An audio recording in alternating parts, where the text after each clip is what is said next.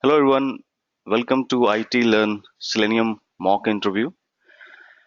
So it's day two. I hope most of the people who have joined today have attended day one, where we talked about various things. So me and Karthik was there, so we talked about various things about Selenium conference, any odd mock interviews. So starting from today, we'll try to go over the questions which ask in interviews. Okay, so if you have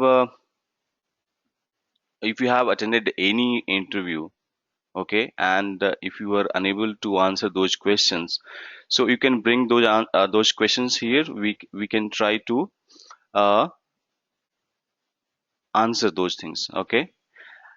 Also, we will provide real-time interview questions, which is generally asked, which is very generic, and those questions are definitely asked in any Selenium interview. Okay. So we will try to cover all these things so that it will give you good idea what interviewer expect from your side. Okay, we have knowledge of Selenium, we have knowledge of WebDriver, Selenium, Java. We have worked on it, right? We have hands-on. But when it comes to interview, it required a lot of other things as well. Your approach, how you are answering. So those things are required. So we'll try to um give feedback as well of your answer, how you're answering, how you are good in uh, concepts. Okay, so it will be a group because here we have more than 30 people here. So don't shy that it will be good group learning will be going forward. Okay, so your involvement is required as much as possible, and make it this session more interactive rather just I will speak and say anything. Okay, so what we will do, so let's do this way, team. I will start writing uh, question one by one, and we'll discuss over those questions. Okay, I hope that will be fine for everyone.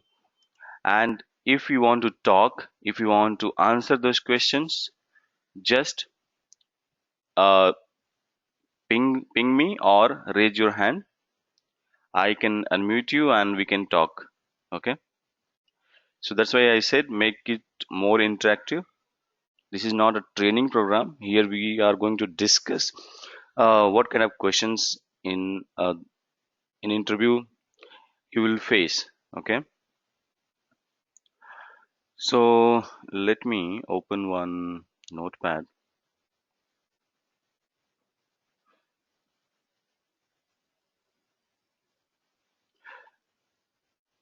So before starting, do you have any specific question, team, which I can answer? Anyone?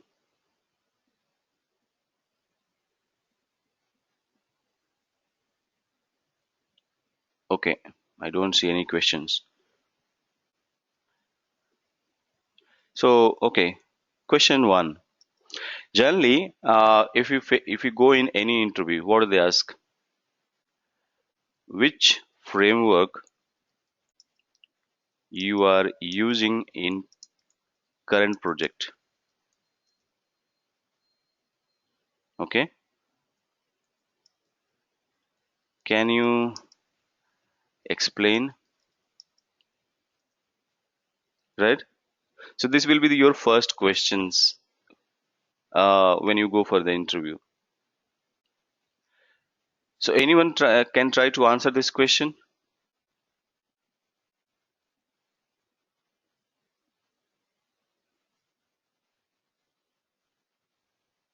Okay. So I got Anil. Anil has raised hand. Let me unmute you, Anil.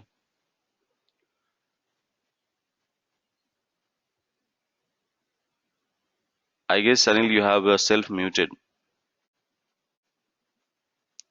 Can you unmute yourself? Yeah. Hi Anil, how are you?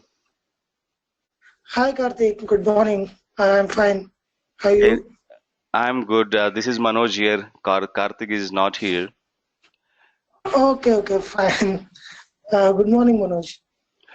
Okay, good morning, good evening, where you are. Okay, all right, Anil. So, uh, can you try to answer this question?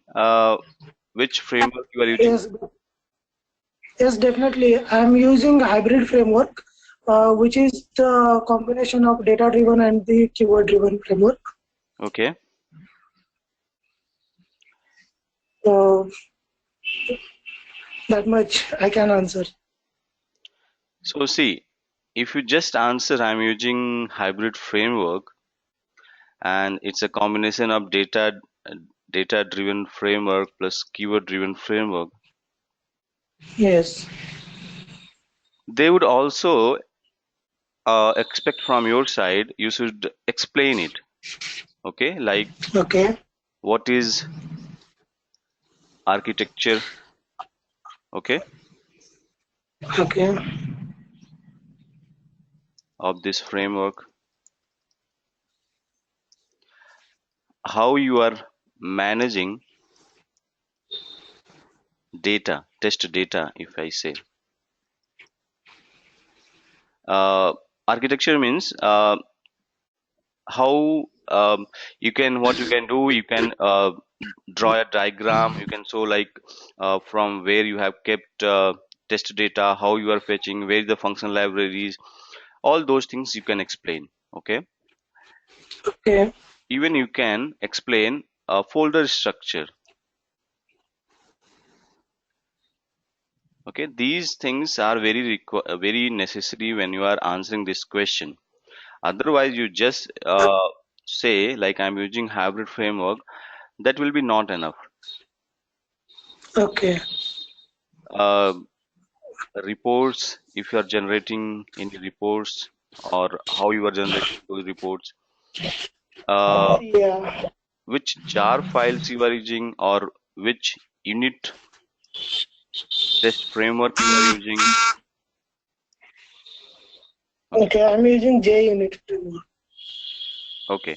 So interviewer expect you answer all these things. Okay, when somebody Okay. asks about which framework you are using. All right. Yes. So we'll come back to you, Anil. Thank you so much. Anjuman has raised hand. Let me unmute her. Hi, Anjuman. Hi Manoj, do you hear me? Yes, I can hear you. How are you?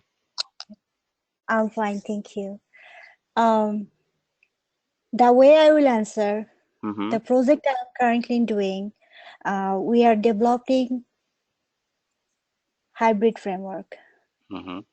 and this and we are using JUnit Mm-hmm. in it, and we're using JUnit, and we are tracking.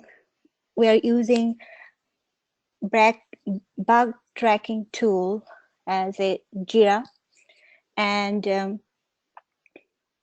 we are Bug tracking checking. tool, for just for this question, you should not mention, because you are answering you about your framework. Okay. I yes, Manoj, but I'm trying to say the whole thing what I'm doing to my project. Like that project we are using the hybrid framework. We are injecting data from the external file which we are using in Excel, and for the reporting we are taking the reporting as a JUnit HTML report, emailable report, and for the backtracking, we're using the Jira tools. And then the way our framework is working, when we're using the JUnit test, there is we have a utility Mm-hmm. class, Mm-hmm. we have a common class, common library class, and we have a data mapper class, and there is a driver script. And that way, because we are using hybrid framework, that means that our project application under test, which is documented in a table form. And we are taking the data from the table form, we are running our driver script, and we are putting back the result to the data. And how we are doing it? First, in our Excel sheet, we have a 5 sheet. First of all, the module we are working on, all the information is over there. And then we have the test cases, then we have test steps, and we have data element, we have object element, and there is a one which is we are only storing the information about the keyword, because we're also using the common function in our script. So what is happening when we are taking the first test cases, we are taking the whole Excel sheet into 2-dimensional array. Mm-hmm. And then So, from Anjuman, at this point of time, when you are explaining about framework, so try to please restrict your answer around folder structure. What is the architecture of this framework? Uh, what are the different components you have? Don't go in detail like which kind of like in utility what you have or something else. That you can come later, okay? But for this question, you can just try to answer uh, at very high level, like you are using which report, we are using which unit test framework, uh, what the folder structure, how you are managing your data. So at a very high level, but you should cover all these things. Okay, don't go at very detailed level like you are using array or something, a list array or something, array list or a lot of things. Okay, so no need to sure. explain those things. We But can. Manoj, when I was interview with the IBM, Hmm. the person from the development team, develop like what I'm saying, that developer team lead, I guess, he was asking me that he doesn't have any idea the framework I'm talking about.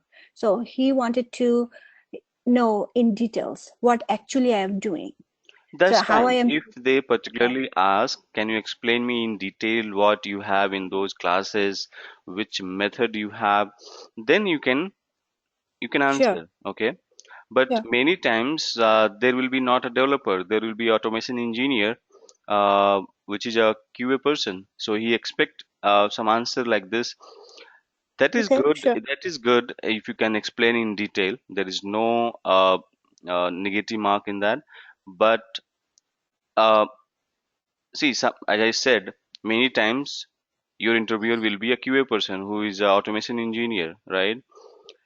So they are very much interested in your Java. I know, because these days, if you're going for Selenium with Java, people will be interested in Java concepts, and there will be more questions from Java background.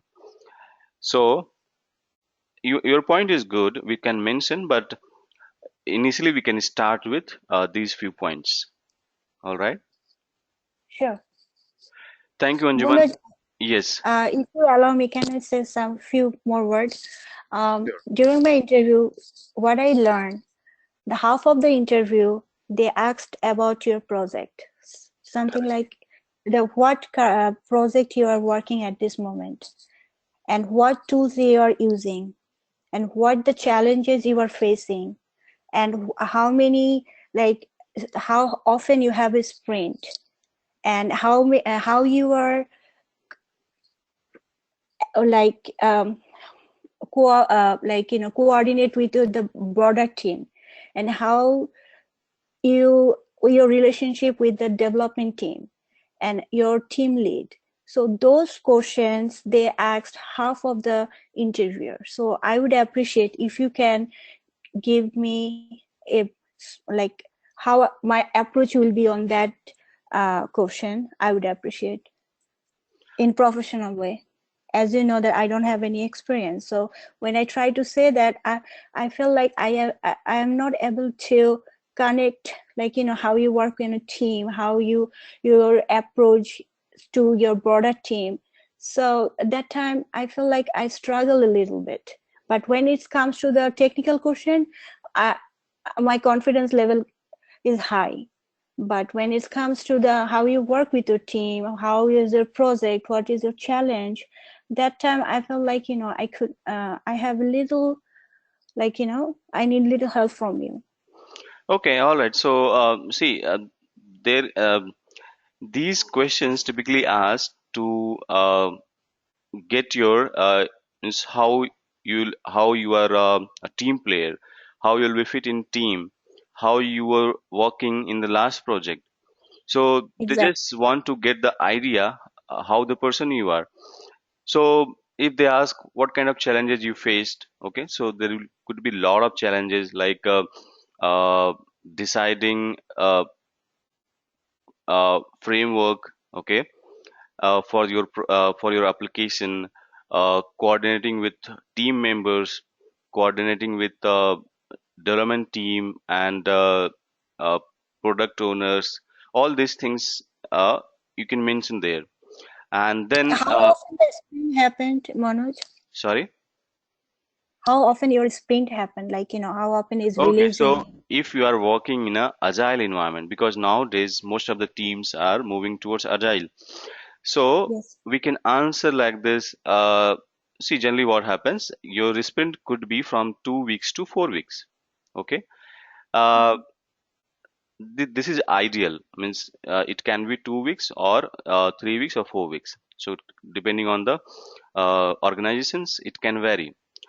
So you can say my sprint was 2 weeks, and so what happens in those 2 weeks of sprint? You get some user stories, okay, sprint backlogs, which we say, and those sprint backlogs will be before starting your sprint. That will be there will be a planning poker kind of thing to uh, estimate your user stories. Once it is estimated, there will be scrum master, all your development team, QA team, okay, product owners.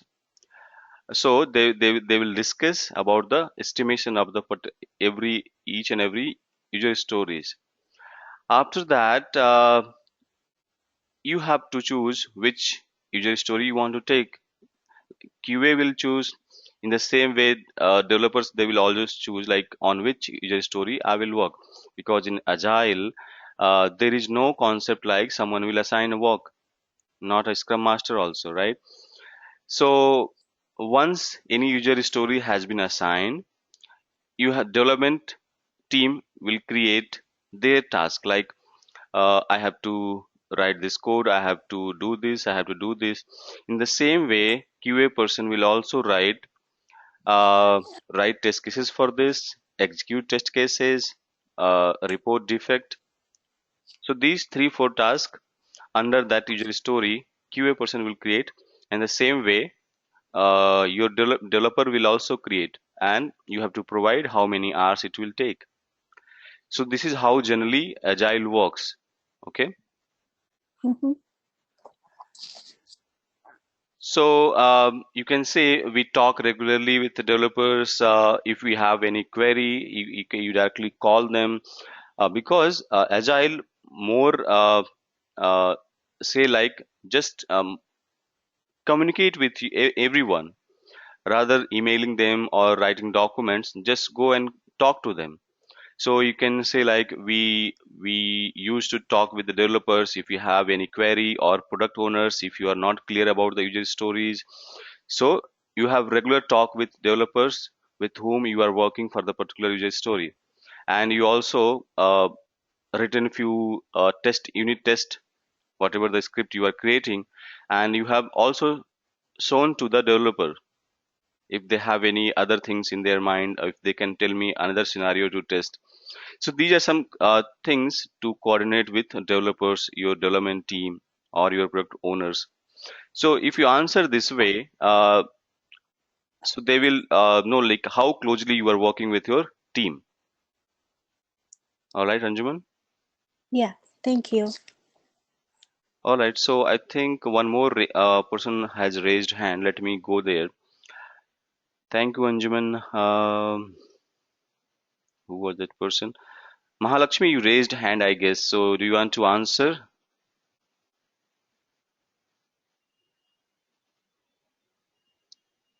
Okay. One more person. Sophia. Okay. And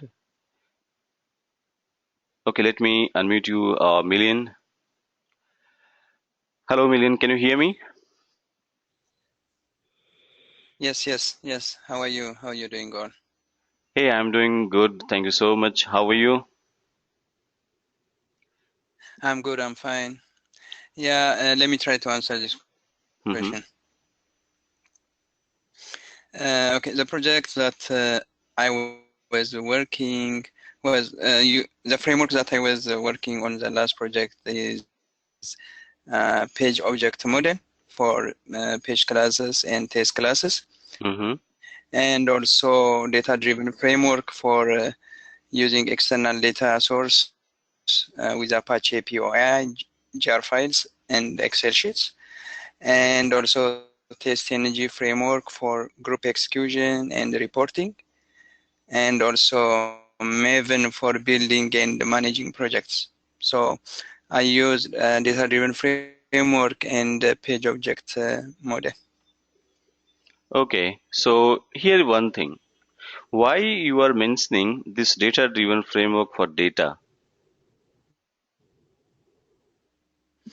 Yeah, So, because mm-hmm. most of the time when we are trying to use applications, most of the time we use external data.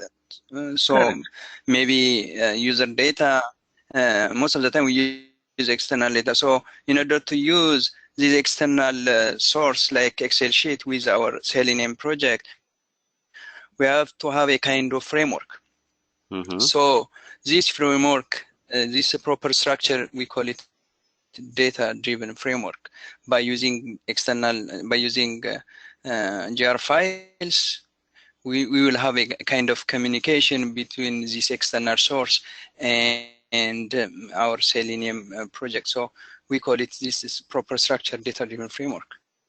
Okay. I got your point. That is okay. So here, what I would my point of view is, if you are talking about page object model, talk about in detail, uh, like as above. First thing, your architecture. What is the architecture of this framework? Okay, so you Mhm. can draw a diagram like where are your test cases, where your test script is. So you can draw those diagrams, and then you can come like what are the different classes you have. For data, I guess if you not mention data-driven framework, that also be good, because data-driven framework itself a framework, the how you develop for any application. But here we are talking about page Mhm. object model. So talk about more in terms of page object model, how you are managing data here. Okay. So don't mention data driven Mhm. framework here. Just mention how you are managing data. Okay. How you are passing data to your Mhm. test methods. All Mhm. right. Okay. Okay. Okay. So it's very Okay. important, Thank you very much. Million, when you answer like you are saying page object model. Nowadays, it is so much popular. Like everyone is saying they are using page object model.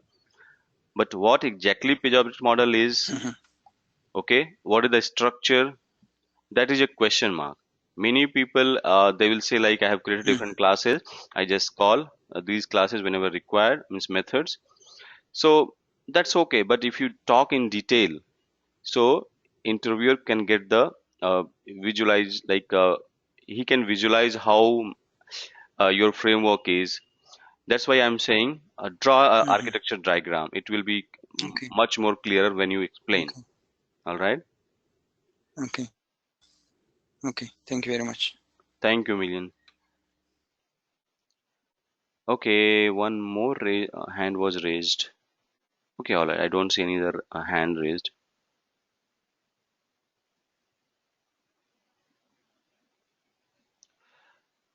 Okay.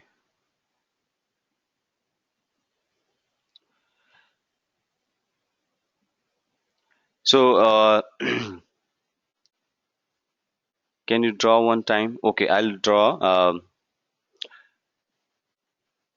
Let me check the few questions from here, from the people have asked those questions. So I'll take it from here and copy, and then we can discuss further about these questions. Okay, folder structure.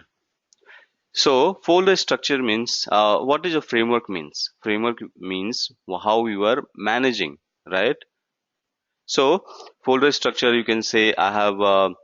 Let me answer for this question, then we'll.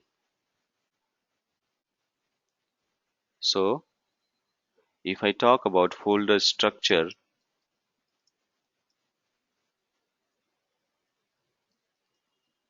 okay. So how we can see, like, uh, in terms of hybrid framework, right? So where you keep your, like you are using Maven or it is only generic project, okay? So that way we can mention, uh, like if you are using Maven, okay, in your project, so you can say like how you have, like Maven generates a folder structure for you, okay, like there will be test folders, there will be other folders, so you can mention like I have kept in test folders, and in test folders you can mention you have resources folder, so you all these folder structure already given by the Maven, okay.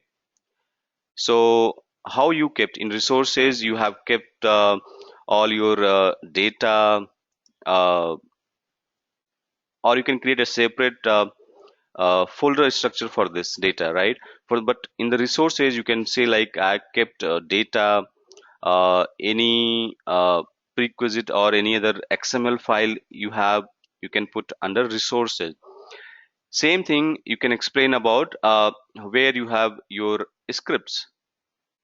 So in case of a page object model, you can say I have different uh, packages, okay.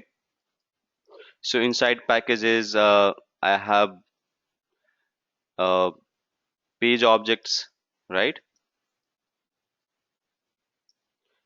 And uh, I have utility classes. So all these are packages. So it means when you create a package, it will create a folder structure for you inside that where you can manage all these things. Okay. So this way you can explain. So this will be more. You can explain about your project, about these structures. One more thing I was talking about, how you uh, tell them about a structure, okay. So structure you can say like I have here uh, test, okay. So this is your test, and then there is a uh, your framework like a page object model, okay. So because in page object model you separate out test, okay, and then your framework is independent of WebDriver, right? So it uses WebDriver. So like this you can explain, and then you can explain where you manage your data. So suppose this test method, you have a separate for data where how you are managing. Okay, so this way you need to explain them, like how your architecture diagram for your framework is. So if you're talking about page object model, please mention like you have sorry, you have separated out test, because that what is the definition of page object model, and then you have framework, and then framework is also independent of the Selenium WebDriver. All right, so it uses only the APIs wherever required your framework. So these are explanation are very much required when you try to answer. Okay, all right, so let me see other what are kind of questions we have right now.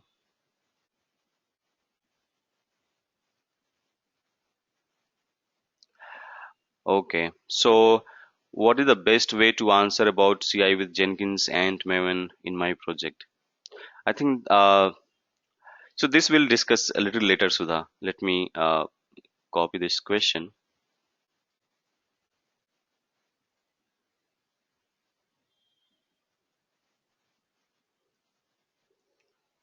Okay, I'm taking all these questions from here.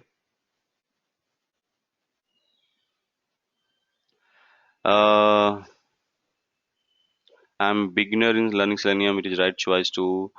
Yes, of course, you can attend these sessions to get to know like what kind of questions in people expect from you. So that will be easy, okay, to when you go for the interviews.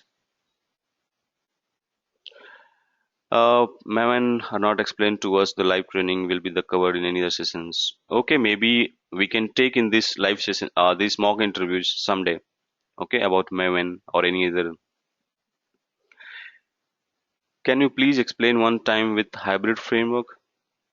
Okay, all right. So for the hybrid framework, let me try to answer these questions.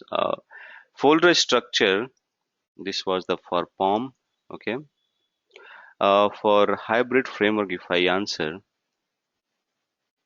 so you can say like I have created different packages as we mentioned here, right? So there was uh, so how we write, like there will be keywords, right? So I have one. Let me talk about folder structure first, then we'll talk about. So you can say I have these folder structure like your scripts, okay, data, about utilities,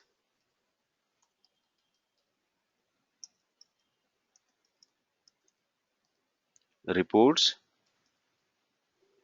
okay. So these will be a kind of folder structure where you keep all your test scripts inside this, okay. All your whatever the data you are using, you can manage in data folder. In utilities you will have different kind of utilities, like how to read and write Excel, uh, how to generate any HTML report. Those kind of utilities you can have here. And main framework will be you can say like uh, driver you have here, something like this, or it's up to you what name you want to give. So this driver will have the core logic of your framework, okay, which execute from where it execution starts. So these kind of folder structure you can explain, okay. And in the same way you can draw a architectural diagram like how your script starts and how it fetch the data. So let me explain that also. So suppose here is your driver script, okay, from where execution starts, right? Now this this driver script will look into, suppose you have some mechanism like Excel sheet, which test case to run or which not. So this will look into scripts, or uh, it will be like some you are managing some, the way you are, the way you want to execute. Okay, so you can say some Excel is there, how you are managing, so that your driver script will read this Excel to get which test script you want to run. Okay, and then this driver script will look into the scripts, because it already uh, get the idea from which test script will be run from here, and this will be your scripts. Okay, and these scripts, if you can draw here, will look into the data. Okay, so sorry for my bad drawing, but this will be look for the data, and it also, if anything is required, it looks for the utility, this utility folder. So this way you can just draw a flow diagram kind of thing to explain them how the structure is, right? So I hope this folder structure and oh, I erased all of these questions also.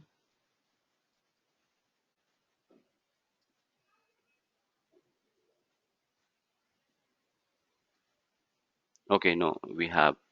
All right. So I hope this folder structure and architectural diagram for your framework is clear, how you should explain. And when someone asks about your framework, how you answer those questions.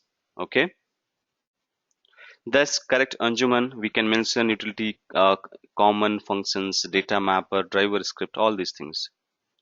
I'm planning to learn QA, which this is a question team. Which topics are hot in a US market based on job perspective? Please specify. So, Roger, if you are saying, first you need to identify what in which area you want to move. It is a manual testing or automation testing. So, if you are a beginner, I would say, but it depends on how you want to learn. Suppose you are interested in programming, right? Or Java or C Sharp. So you can go for learning Selenium WebDriver. Currently, it is very much in demand, I can say. All right. So you can learn Selenium WebDriver with Java, and you can go for the automation test engineer.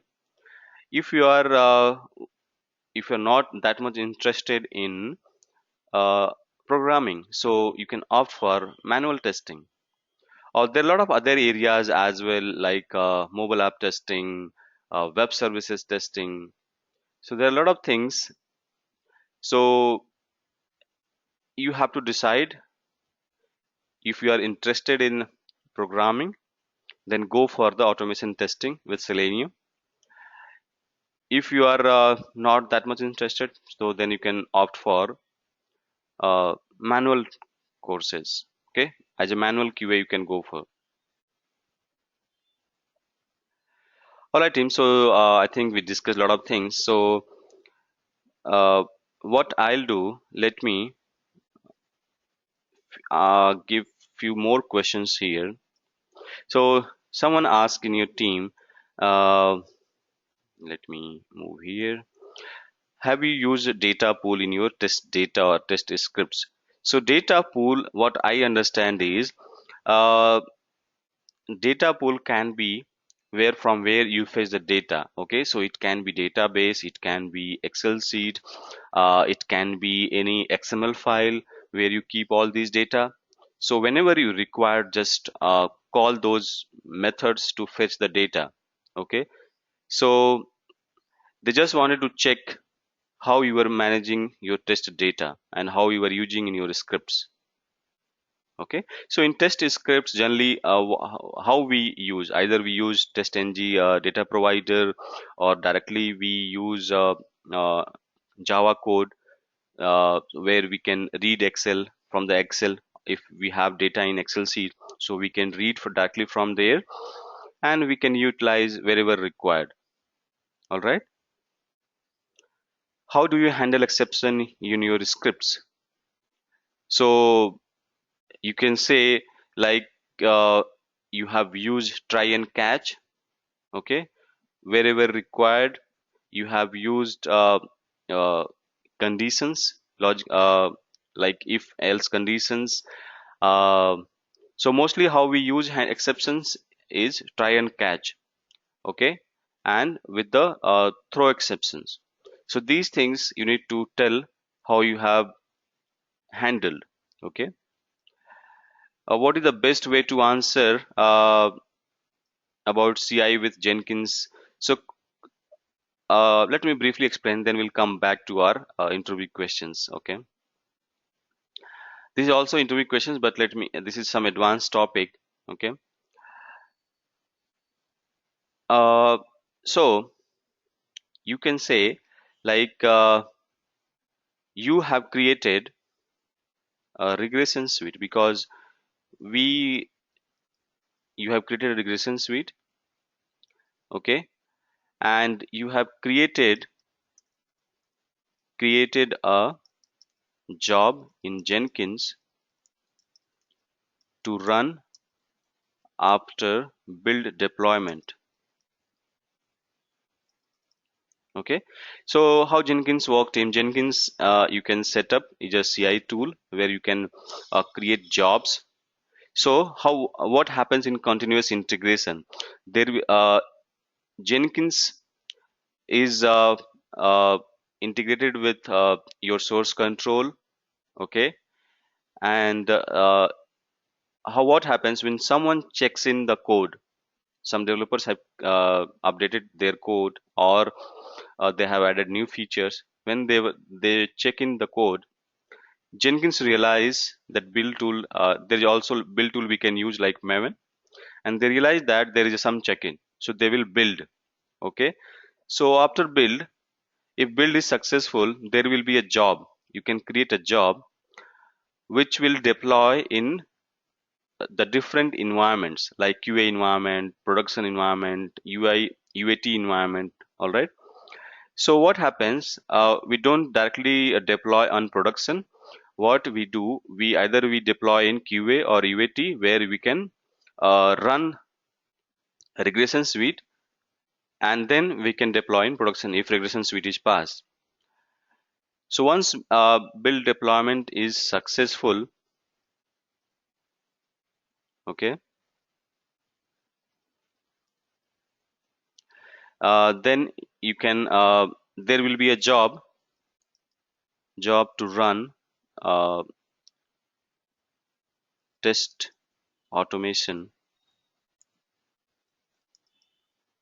Okay, means you can say regression suite. All right, so this is the way you can answer, like you have jobs which will run after the build deployment is successful. Then this regression suite will be triggered automatically, and it will execute all your regression suite. Okay, and it will send, Jenkins had also featured like it will send to email to everyone, like if its build is successful or not. Even after the execution of your regression suite, it will send email to what is the result of this regression suite. So it's up to us how we configure Jenkins. Okay, so I hope I answered these questions how you can answer briefly. Okay,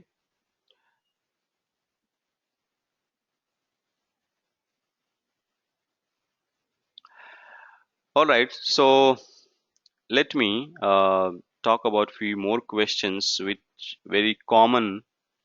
Okay, I can write here.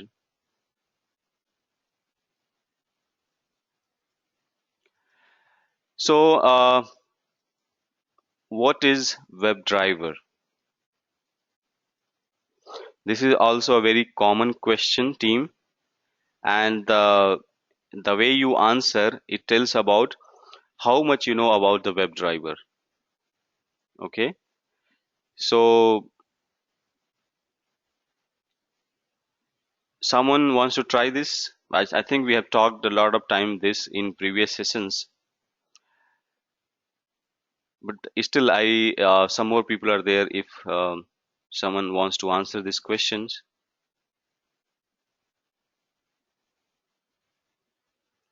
Okay, Indu, I can see a raised hand. Who else? Okay, I unmute you, Indu. Hi, Indu, how are you? Hello. Hi, Manoj. Okay, so WebDriver, it's an interface which has many methods.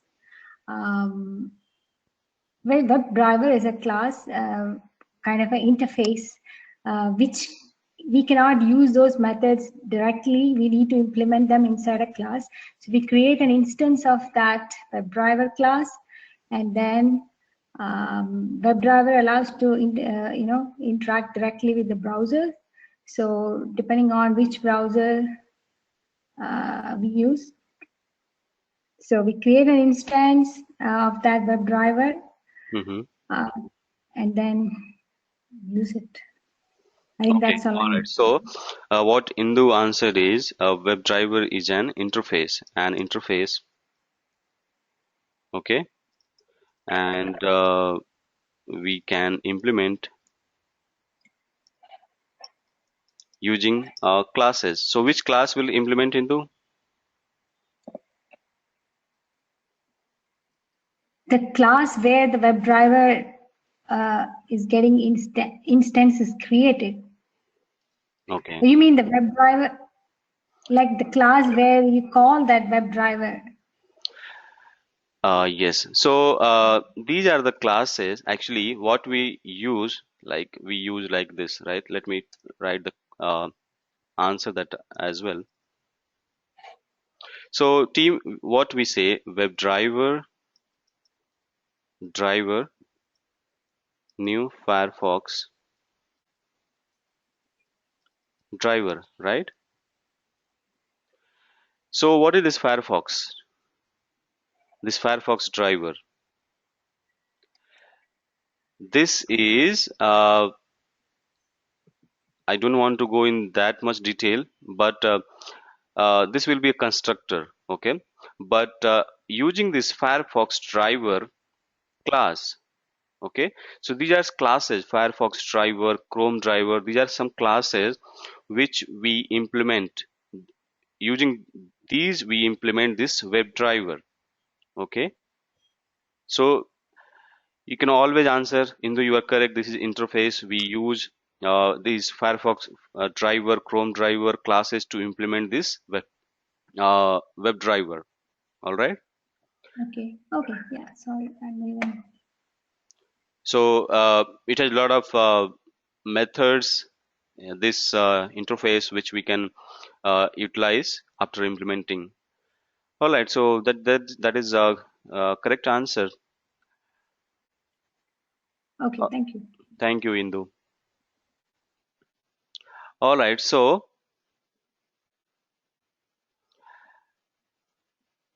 uh, I'll answer a few questions, team. I can see someone has asked a few questions, so we'll come over there.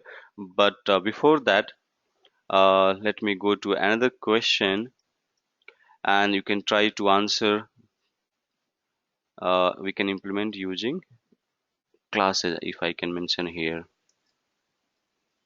So these are some classes, okay? Uh, what is explicit wait and implicit wait? You can mention what are, okay?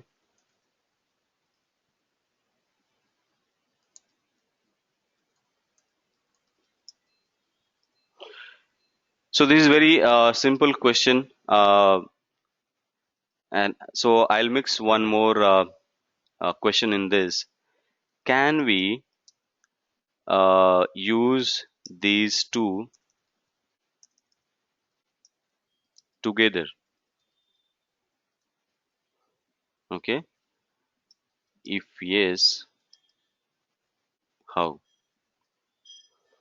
So who can answer this question? Can someone try? Then we can talk.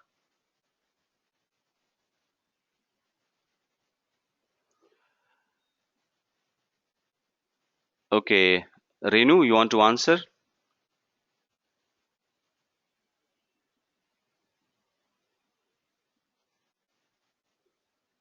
Okay, let me unmute you, Million, so he wants to answer. Yes, Million. Yeah, implicit wait and explicit wait. Implicit wait, if wait is set, it will wait for the specified amount of time for the entire page. So for each find element score. Mm-hmm. But explicit wait, it will applicable only for the specified web element. So it works only for specific, for instance, for one web element of that page. But implicit wait, it works only for the, it works for all the entire page, for all the entire page find element score. Okay, I think answer is correct. To little bit, I'll explain more. Implicit wait, it associated with the driver instance. So whatever the time you set as an implicit wait, that will be there till the driver life cycle. Okay, so unless you kill the Okay. driver, you close the driver, till that point, Mm-hmm. its implicit wait will be associated with the WebDriver instance. And Mm-hmm. as you said, before throwing any exception, it will wait for that much time. Means if you mention 10 second in implicit wait, so for each find Yeah. element, it will wait for 10 second before throwing exception if the driver is not able to find. Okay, so that's correct. Yeah, in Mm-hmm. explicit wait, yes, of course, if there will be some elements which takes more time or something we need to handle, there we use explicit wait. With there are methods uh, like WebDriver wait is there. We use until method with the different parameters. So those things we can utilize. So that answer is correct, Million. Can you tell me if we can use together Okay. these things, explicit and implicit wait? Honestly, I'm not sure, but what is the use of using explicit wait since we are using implicit wait? So whether we use explicit wait or not, for me, and since we are using implicit wait, I think I don't see the importance of using explicit wait since we are using implicit wait. So I think we Mhm. can't use at the same time. Okay, so let me make more complex this question. Suppose implicit wait I mention as 10 second and explicit wait I mention 20 second. What will happen when a script execution happens? So what will happen? How much time it will wait before throwing an exception? No, I think it throws exception when the time reaches for the implicit wait 10 seconds. Because as soon as the implicit wait time seconds is expired, it throws exception. Hmm. Okay. Anybody else want to answer this? Manohar, you raised hand. Let me unmute you. Hi, Hello. hello, can you hear me? Yes, Manohar, we can hear you. Yeah, we can use both implicit wait and explicit wait in a condition. What happens is implicit wait is only for the particular element of those 10 seconds. It will throw an exception error. But when we use the explicit wait, we need to provide certain conditions, like you said, like until or the driver wait. So it doesn't throw any exception for explicit wait, but for explicit wait, after 10 seconds, it throws an error. Okay. And also, we can use both of them in one condition.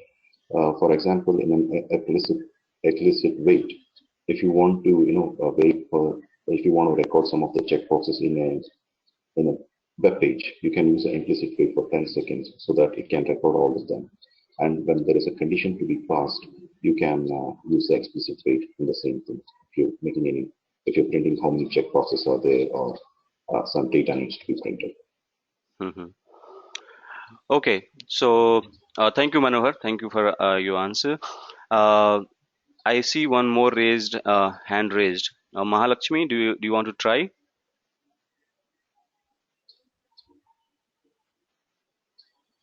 Can you hear me, Mahalakshmi?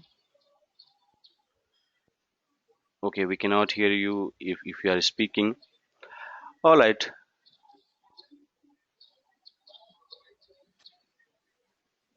So here is if what I would say.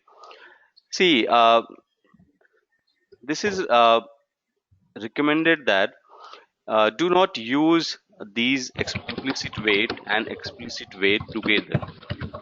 Okay, what happens if we use uh, that time? It will consider randomly. Like if you have given implicit wait 10 second, explicit as 20 second, your time before throwing exception may vary from 15 seconds, something else. So it you never know what will be the time of exception before it throws exception driver. Okay, so in my suggestions, do not mix these things together. Wherever required, uh, you, you should avoid these things, implicit wait. Wherever required, just use this explicit wait. Okay, if you see that element is taking time to load, or page is taking time to load, so you can use this explicit wait wherever required, but unnecessarily this implicit wait uh, slow down your script execution, because every time it waits for 10 seconds before throwing exception. Okay, if sometimes page is taking time to load or something, having, if navigation having from one page to another page, so this will be available for the each and every find element, so it will slow down your execution process. So that's why it is always suggested, try to use explicit wait, or there's some other concept like fluent wait, so we can use those things to avoid such kind of things. Okay, so I think let me see, we have covered few questions, but we discussed a lot of things on this, so that is good point. Let me go to a few questions if we have anyone. We can use implicit and explicit at the same time, like Ajax element. So okay, to Ajax element, I think have you used Ravi on this for the Ajax element?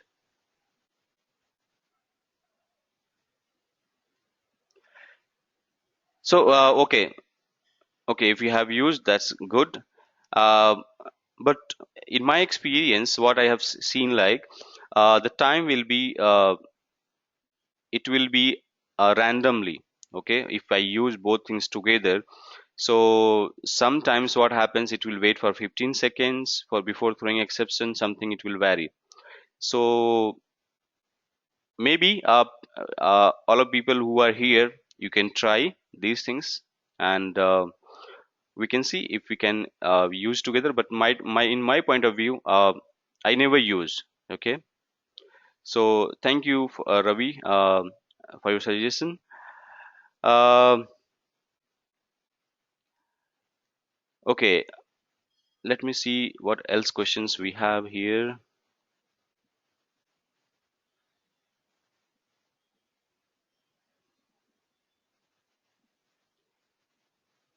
So what is the different exceptions and error? Okay, let's talk this in next session, Anjuman. We'll talk about this. Roger, do you think I could be grabs a concept of Selenium? Is mobile testing related to programming? Uh, yes, there is still demand of manual testing, but if you have knowledge of Selenium or mobile app testing, that will give advantage to you. So I would request, if you're planning, start with manual testing, then you can move to Selenium or mobile app testing like Appium. Okay, so if you're not from the programming background, you have to work a little bit hard to grasp the Selenium concept and Java or C# concept, whatever you want to use. So I would say start with manual testing. Okay, I think Maleshwari is answering those thing. WebDriver is a tool automating web application. That this answer is also true to some extent. Okay, but whatever we discussed, try to answer in that way. Like it is an interface which we can implement using drive classes. So that will be more um, close to what interviewer are expecting of from that question. What is WebDriver?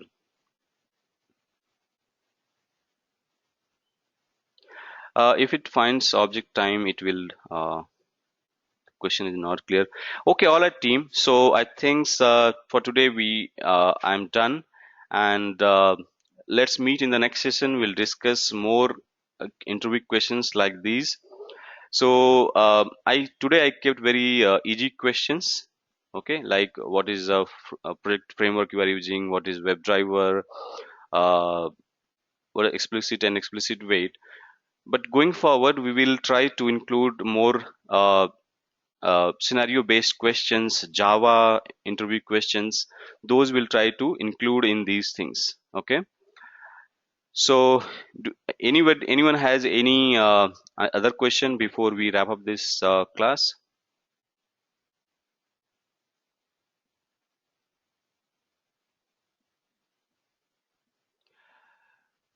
Okay, how do we implement polymorphism in your script? So we'll talk about this. Okay,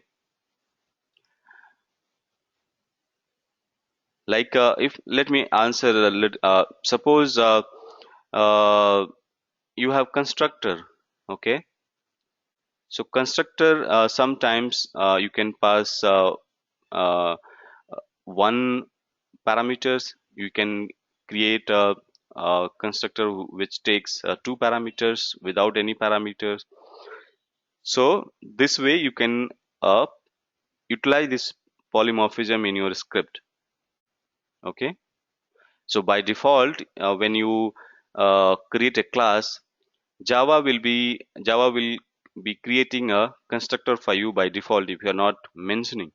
Okay, which then take any parameter. But if you want to utilize your constructor which takes a different parameters, so you can apply this way. So that's how we use in our script. Okay, in a similar manner we'll discuss polymorphism in coming sessions. Okay, can you move this session to 1 hour ahead since we in the East Coast? Okay, I will try especially while taking the Jax call to particular element.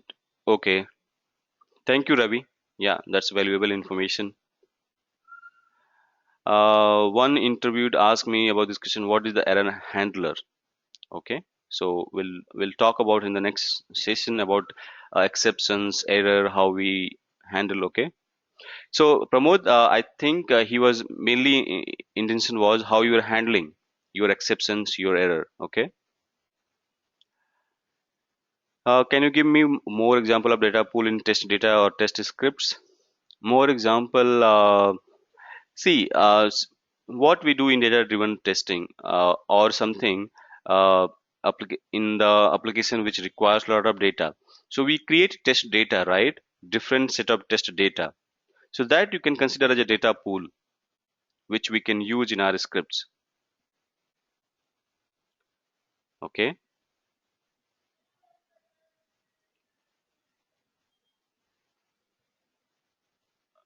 Okay, I answered your question, Joe. Will you provide question answer document file? Yes, of course. For the premium members, we are going to provide those mock interview questions. Can you give me more example of data pool? I guess I answered this question. Will there be any demo session for introductory QA for someone like me? It's already going on, Roger. So if you want to join that, you can join. But I hope if you can join next batch of QA live training, that will be more useful. Okay. So that's all for today, team. Thank you so much for joining and actively participating in the discussion. Let's keep it up, and we'll meet in the next session. We'll try to uh, get more these kind of questions. Okay.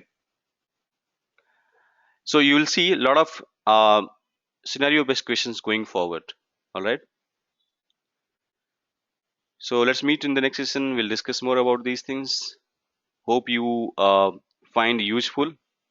I will try to uh, take the questions which are frequently asked and which will be useful in your upcoming interviews. Thank you. Bye for now.